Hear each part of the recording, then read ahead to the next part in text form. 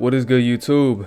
It is your boy Gambino Sama, and today I'm going to tell you why you relapse. You are probably thinking, damn, he's about to give a scientific answer. That's what I hope. What I'm gonna do is something different from everybody else's explanation. I'm going to explain why it's fucking horrible for you. From my experience and from my perspective, is when I started to actually wake up and become more self-aware of my actions, because I realized what I was doing is not beneficial for me, and it's hurting the people around me. So it's good to be, I guess, introspective and to reflect on the things that you do. It makes you have a better sense of presence. It makes you feel more present in your life, because sometimes you just forget about life. You forget about everything around you, and you get so stuck in a certain thing, like a video game, or maybe even school, maybe even maybe on your phone on Instagram or TikTok. You know what I'm saying? I know some of y'all be scrolling for like 4 hours, wasting a tremendous amount of time and energy and not gaining anything out of it. You know what I'm saying? Maybe you might be just scrolling through the reels on Instagram. I know that gets y'all going crazy, man, but anyways, let's get to my hold on, bro. Hold on. Here we go, man. Hold on. If you're gonna do it, fam. All right. Let me give you all a background before this date. I was actually trying my best. You know what I'm saying? I was going crazy. I went like 8 months. Without without doing nothing. Right? I relapsed. Honestly, the only reason was I felt this need, you know what I'm saying, because my ex hit me up again. And I started feeling sad for myself, and I lost the sense of fulfillment and satisfaction with life. It was a bad time, I ain't gonna lie. I keep going back to that moment when about my ex, man, because it's really bad. It's really terrible. But hold on, let me get into this video. But anyways, man, let me get to this journal. All right. Oh, brother, this guy stinks! I didn't know that it's been twice in a row. But today was essentially my worst relapse. I understand why I keep going back and forth with this.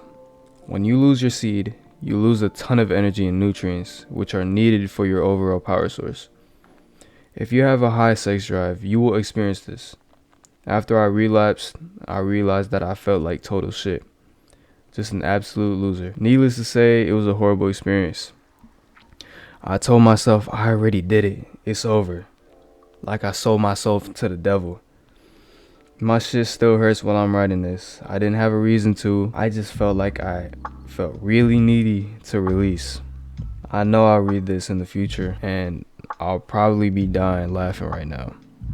Maybe not, because this is a prominent adversity in my life. All my confidence was drained from my body. I looked into the mirror and felt like a scruff. Ugly. Disgusting. When I went downstairs, I ate a snack. My body had to tell my mind that I needed to regain energy. I need the nutrients that I just lost.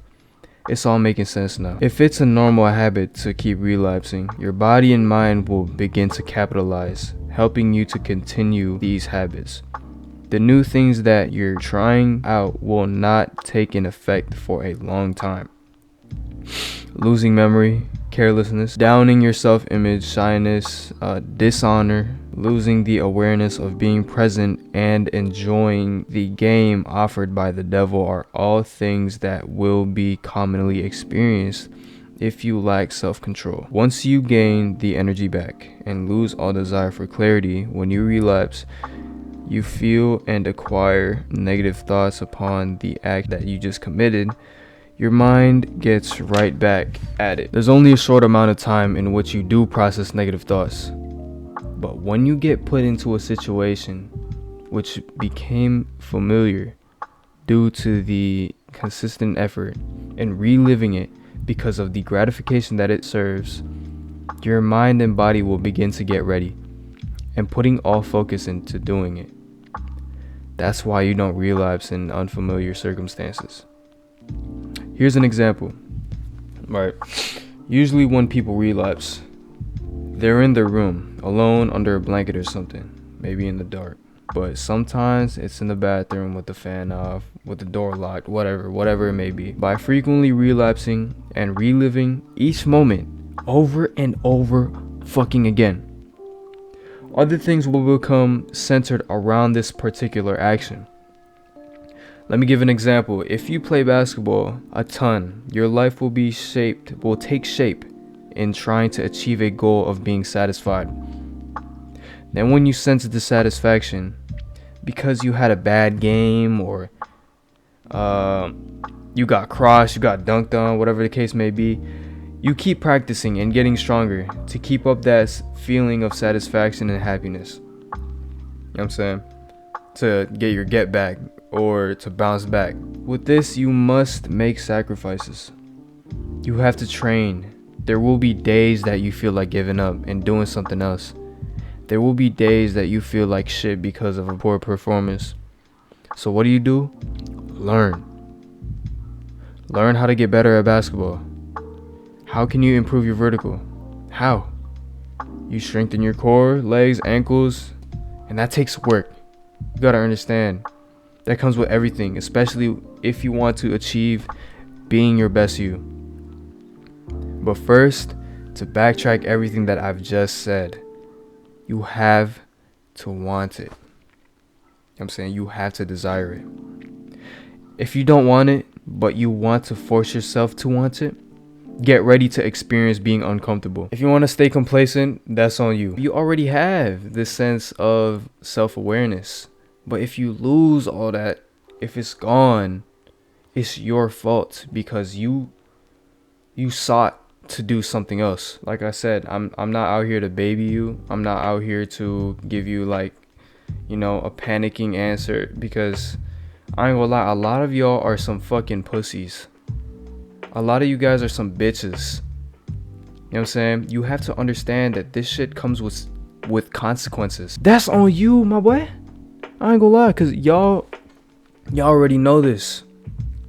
I don't want to give the example of Plato's cave, the allegory of Plato's cave, that you don't know that you don't know.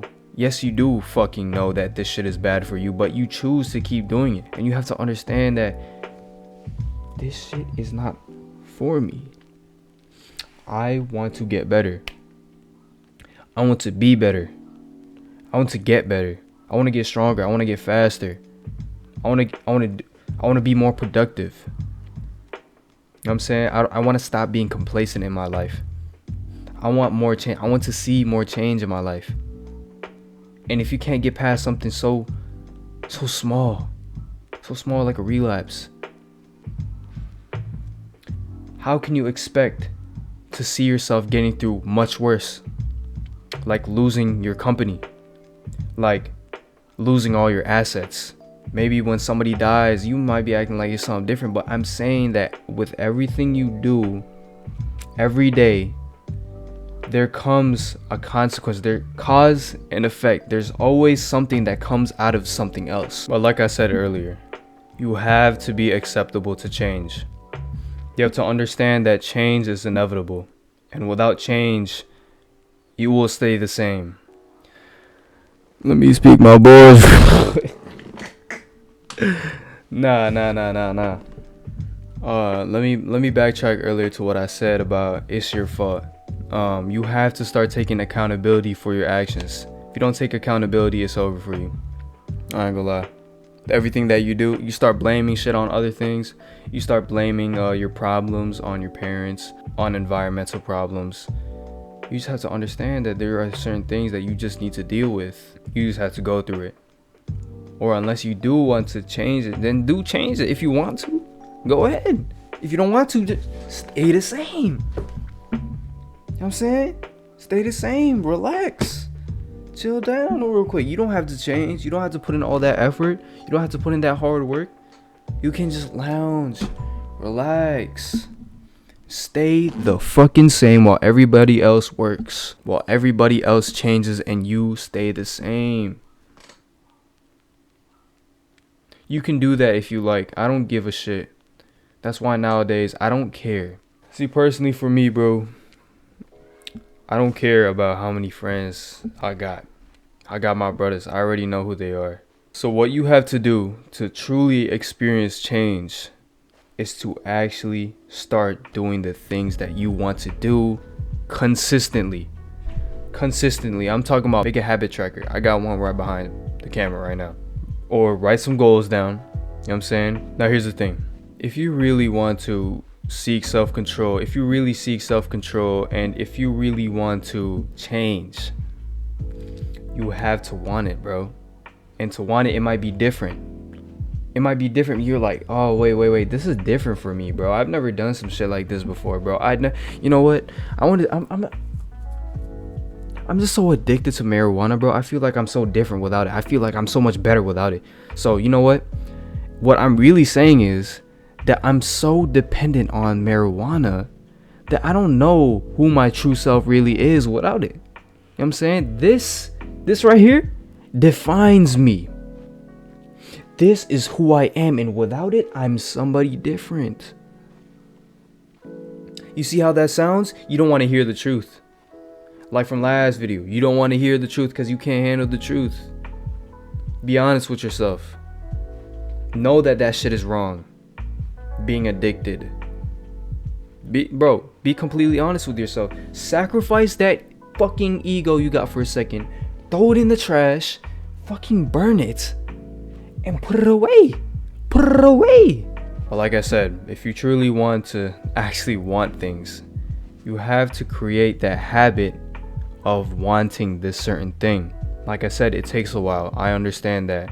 It takes a whole amount of time to change a habit and to make a habit. People say that it takes, 22 days. It takes longer than that, bro. I promise you it takes longer than that, because you could be,